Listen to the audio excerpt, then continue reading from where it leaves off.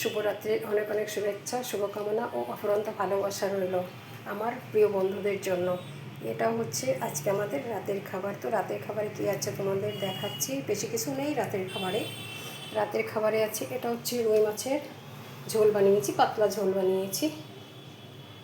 এর মধ্যে খালি মাছ আর একটা মাথা আছে।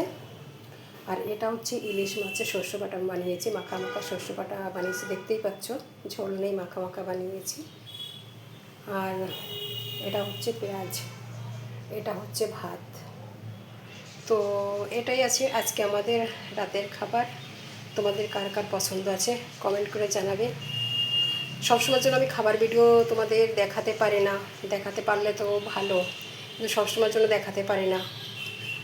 আমাদের তো নিরামিষটাই বেশি বানে, তো নিরামিষ খাবার কি দেখাবো, এই জন্য দেখানো হয় না, কোনো কোনো সময় দেখিয়ে দিই। আর আজকে মাছ বানিয়েছি তাই তোমাদের দেখিয়ে দিলাম।